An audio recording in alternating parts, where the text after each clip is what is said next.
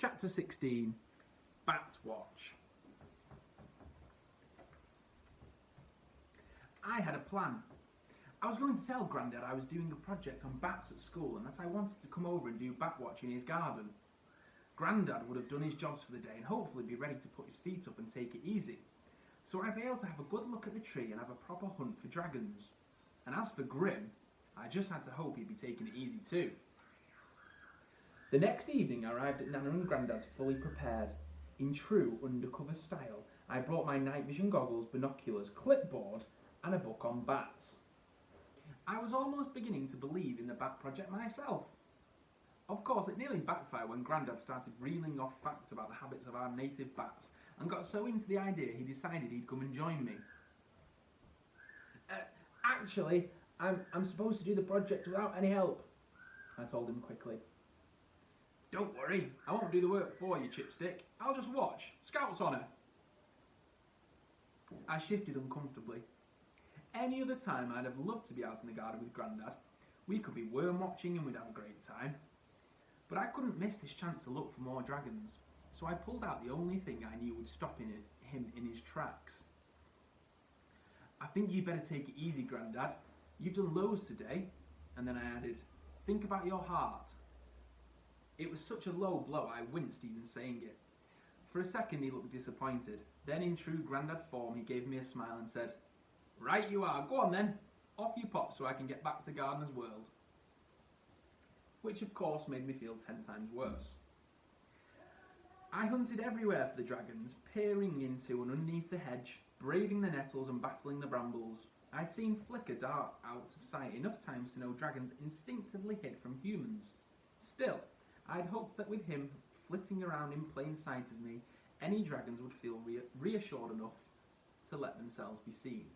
But despite that, my best efforts at hunting through the undergrowth, there was no sign. Flicker settled on my shoulder and sneezed a glittering spray of sparks. This is hopeless, I moaned, nursing a scratch. There's nothing here. Am I wrong about this, Flicker? Are you the only dragon? He flew up and ducked behind me.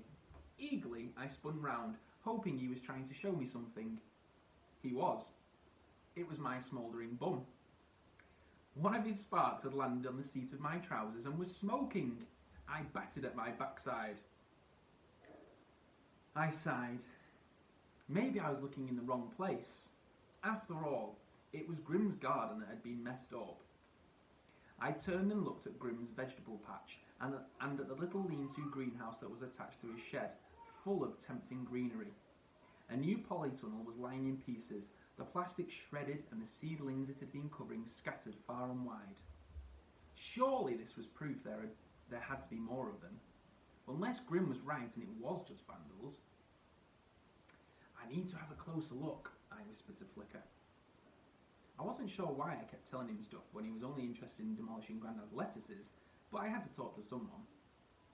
Before I could change my mind, I stepped over the little wire fence that separated the two gardens. For a second I had a feeling that I was being watched. I stood frozen, listening to the breeze rustling the leaves on the hedge that bordered the fields. In my mind I could picture all sorts of things lurking behind there, but now really wasn't the time to let my imagination run wild. I reined it in and reminded myself that the scariest thing around here was probably Grim. I looked around, scanning the garden up to the dark house where he lived. There was no sign of him, not even any lights on. If I was lucky, maybe he'd gone out for the evening. Flicker fluttered over to join me. He settled on another plant with huge leaves and started nibbling at it.